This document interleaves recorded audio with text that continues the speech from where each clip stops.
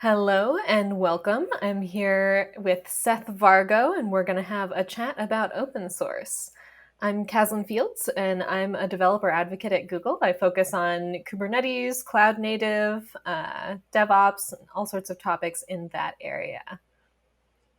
Yeah, and I'm Seth. I'm also a developer advocate at Google, primarily focused on security. But recently, I've been working on exposure notifications, which is a tool to help stop the spread of COVID. That is a super interesting topic, and I think we'll talk a little bit about that in a bit. But first off, I want to start with we're talking about open source today. What kinds of open source projects are you involved with, and how did you get started working with open source? Yeah, so like I was just saying, today, honestly, most of my day is spent working on exposure notifications on the server component. This is a joint effort between Google, Apple, and Microsoft to help stop the spread of COVID. We have a server. The server is open source. It's github.com/Google/exposure notification server. Um, and it's written in Go, which is also an open source project, programming language. So there's kind of double dipping there a little bit. Prior to that, I've worked on a number of open source projects at Google, including like GCR Cleaner and Burglass. And then before that, BG, before Google, I worked at HashiCorp for a number of years, which is a company largely based on open source software tools like Vagrant Packer, Surf Console, Nomad, Vault. Did a lot of work in the Vagrant and Vault ecosystems. Before that, I worked at Chef Software, which is also a company based on open source, primarily doing a lot of Ruby development and ecosystem development. But my first open source project ever was actually when I was an undergrad at Carnegie Mellon. I wrote a small little Ruby gem that could query the ISBN DB database so that you could look up a textbook by its barcode number for a little startup that we were working on that ultimately failed. But you live and you learn. What It's about the you, way it Kaslin? How goes. did you get involved?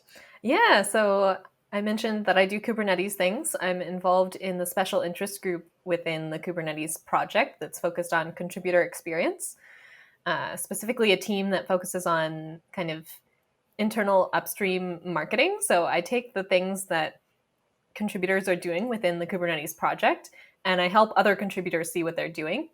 That can help inspire people to find a new project to work on that they're really interested in. It's a great way to learn about all of the different types of projects that are going on within Kubernetes. It's a broad spectrum of areas and types of projects. So I'm really excited to get to see all these sorts of like broad categories of things that people are doing within Kubernetes. And I'm also a CNCF ambassador.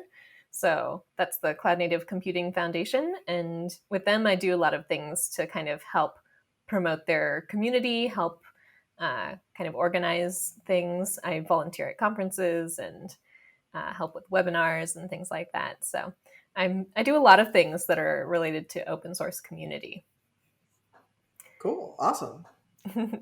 which kind of brings up an interesting point that we might want to talk about is open source communities and how does open source work. I think in the current situation of the world, there's a lot of interesting things that we can learn from the way that open source does their work.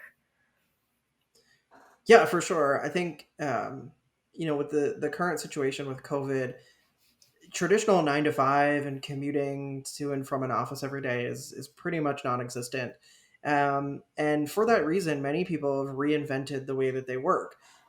Whether that's because you have, family or loved ones at home or new pets and new furry friends, you may be working at really odd hours, 2 hours here, 2 hours there, instead of this, normal chunk of time. And because of that, I think we're starting to see open source software flourish because open source is designed and these communities operate in a way that's highly asynchronous. Even if you look at a lot of the source code platforms we have, like GitHub and GitLab, they're all designed around asynchronous communication, comment threading, multiple approvers so that there's no single points of failure. And that's really enabling open source to flourish in this environment as opposed to maybe a traditional like waterfall software method that requires very rigorous points in time and checkpoints for things to move throughout a system. And I also think that this situation is giving people the opportunity to explore contributing to open source more because they might be branching outside of their regular day-to-day work. Some people are finding that they're more productive actually by working from home or working outside of the office with less distractions. And that's giving them additional time to explore open source projects and open source communities and ways that they might get involved. Yeah, an important thing that I want to point out there that involved a lot with in my role with Kubernetes is that these projects are often global, especially Kubernetes, such a large project. They have the opportunity for people all over the world to contribute to Kubernetes. And that can pose all sorts of different challenges that a lot of folks might be dealing with today as well in their work, having to, since everyone is staying home, you might have to collaborate with people in different time zones and in all sorts of different places in the world. And a lot of open source communities are just used to that. They do it all the time, and they're familiar with all of the challenges that poses, and they have come up with their various solutions. A lot of the time, there's a meeting in my morning and my evening that hits different time zones, and all sorts of programs and kind of leaders situated in different parts of the world that all work together, which is really cool to see. Yeah, I think like open source has been remote largely from the beginning because of the way that contributors come from different backgrounds and time zones and countries and languages. That not only has there not really been an interruption to the velocity at which open source software is being developed, but I think it's quite the opposite. I think we've seen an acceleration as more and more people get involved. Yeah, which brings up another really interesting point is who contributes to open source? Who are all of these people all across the world? So honestly, anyone can contribute to open source. Oftentimes we talk about open source software and we talk about the S word, the software, and that tends to lead like to developer or software engineer. And that's something I really want to dispel is like you don't have to be a software engineer and you don't have to be writing code in order to contribute to open source. You don't have to be a software engineer to write code, and you don't have to be writing code to contribute to open source. Um, I can't think of a single open source project that wouldn't gladly accept a documentation a fix, or especially you were talking about global climate earlier, a translation of documentation into another language so that you have localization. All of these things are incredibly welcome in open source projects and don't require you to write code or be an engineer. There's also a ton of other things that build an open source community, things like logos and graphics and swag and pre-COVID meetups and local human interaction.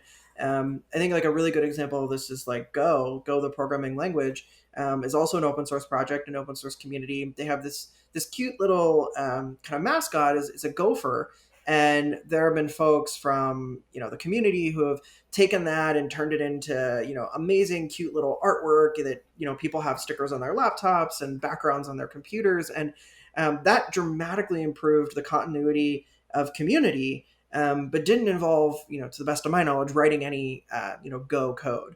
And these are, just a few of the ways that you can get involved in open source. Obviously, you can write code. Nothing's stopping you from doing that. But I really dislike whenever I hear people say, like, oh, I'm just a tech writer. I can't really contribute to open source. That's really not the case. I would argue that your contributions might even be more important than code contributions, especially, for a more mature project, because ultimately you're starting to get people who aren't directly familiar with the technology and they really need that documentation in order to be successful. And also, with the current situation of the world, there are so many people at home right now who are trying to learn new languages, learn all sorts of different technologies and tools. And a lot of the information that they're getting comes from the documentation. It's a primary source of knowledge on any open source project. So those contributions get a lot of views. They're very visible contributions and they're very highly valued.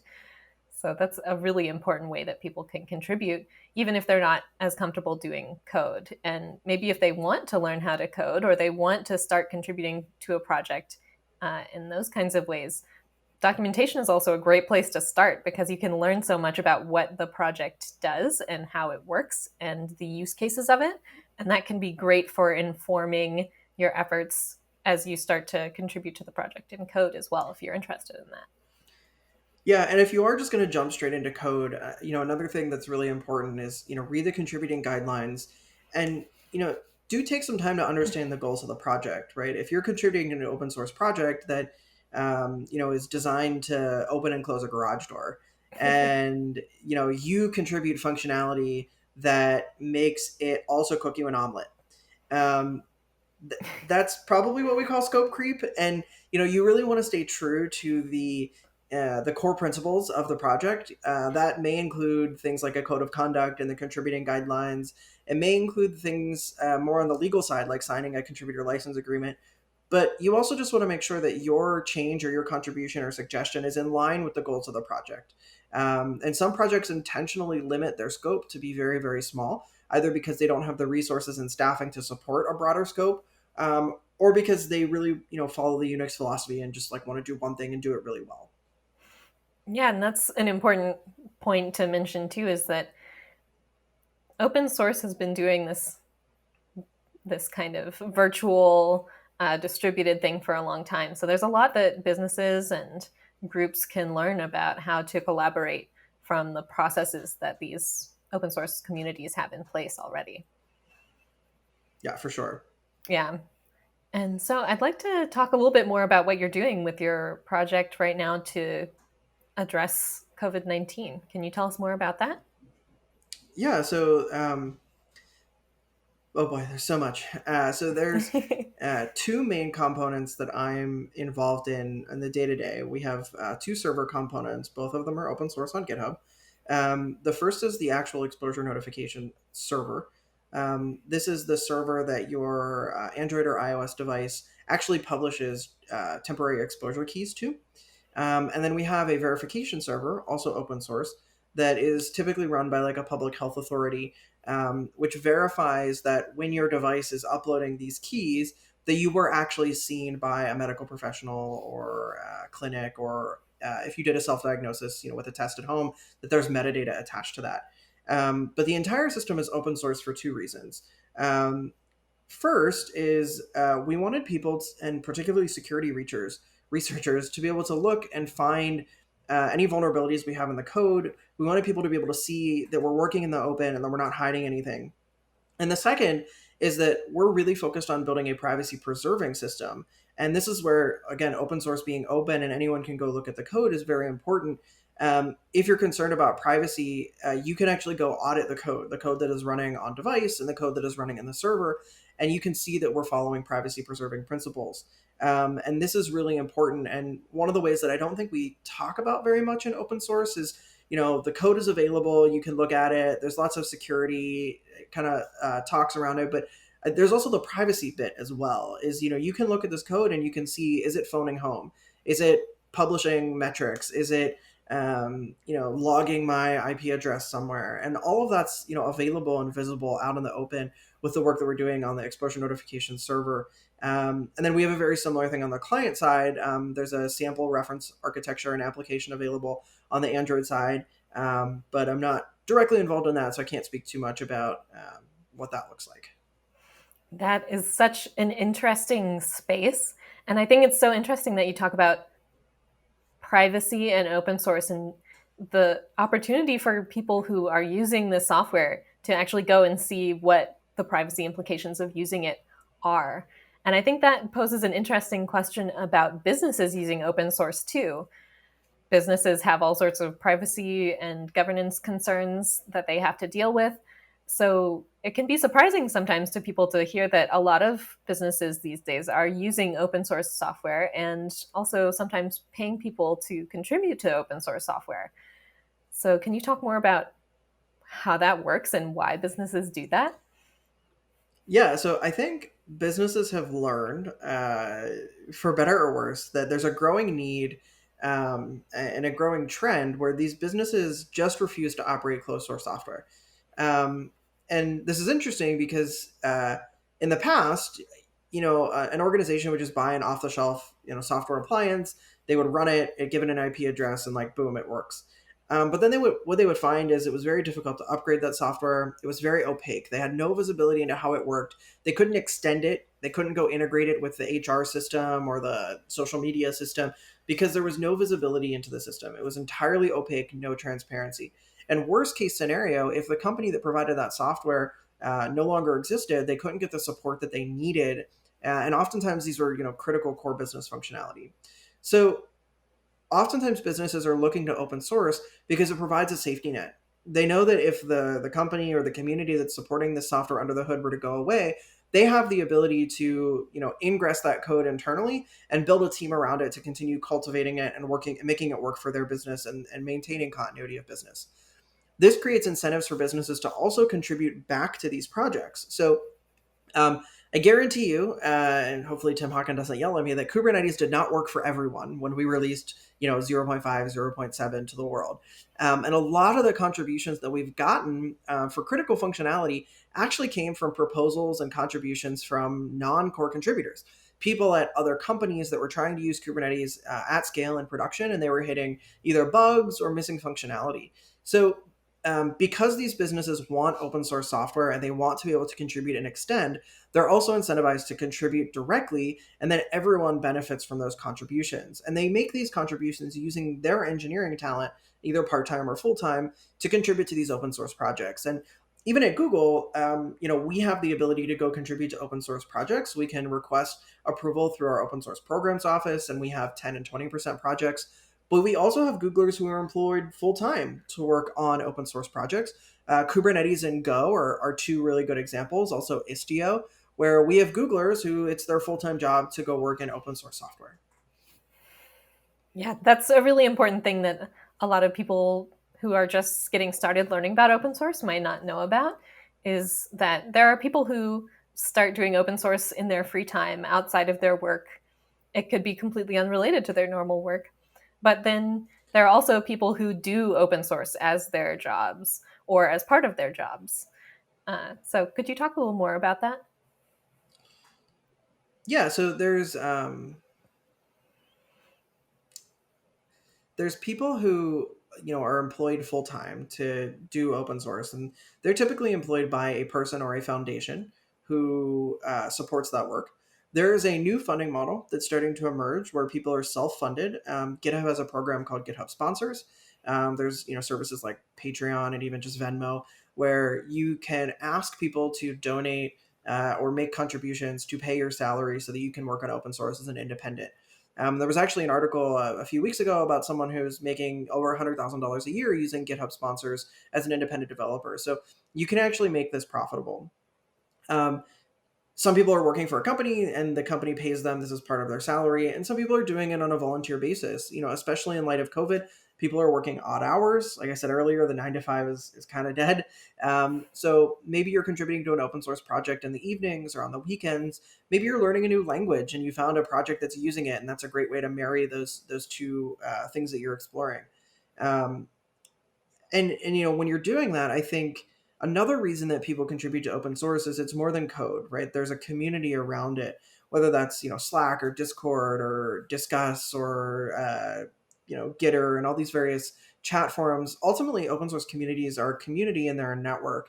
And some people are feeling a little bit uncertain in their job security. We've seen a lot of layoffs, and a lot of people are getting involved in open source because, and speaking from personal experience, you can actually get a job working in open source. You can network with companies and people at companies who can give you referrals. And if you're a hiring manager at a company that has headcount and is actively hiring, going and looking at open source projects and finding people who are doing the work that you want them, that you think is valuable to your company, is a great way to build a list of potential candidates and get them into an interview loop. So I think we're also seeing a little bit of an explosion with open source there, because it does give people a bit of a resume and it gives people some visibility and it allows them to network. Um, and you learn a whole lot more about how people work with one another and their technical ability, whether that's coding or writing or communication, through these projects, far more than you could ever get in a 30-minute or in a 1 hour long interview. Yeah, it's an amazing way to build your resume and kind of show the kinds of work that you can do and that you're interested in. So it's been a really valuable resource for a lot of folks. Any last words that you want to share, Seth? I guess, I mean, besides Kubernetes, what's a kind of like up and coming open source project that you're really excited about, Kaslin? Oh, wow. What am I interested in with open source right now? I've been looking a lot at service meshes lately. The various technologies involved with service meshes, Envoy, Linkerd, Istio, all of those types of things are really interesting to me. So I'm excited to get into those more. That's something that I really want to get involved with. Awesome. Yeah, and you? So I've been following. There's a new technology called Cadence from a company called Temporal that was spun out of Uber, and they're doing this workflows as code thing that I think is really interesting. I think it's really ahead of the curve, and they have some really cool technology. But the cool part to me is like the community that they've been able to build. They have a very vibrant Slack channel, very active GitHub, and very active Discord community. For a relatively niche tool right now, and it's really good to see like their founders are directly interacting with the community, and I think they're just doing a really good job of building a healthy like open source community, and also a business on top of that. Yeah, there's so many different types of open source projects out there. I think there's something for just about anyone to get excited about. Yeah. Yeah. So I hope everyone learned something. I hope that you're excited about open source. And now I'm going to pass it back over to our MCs.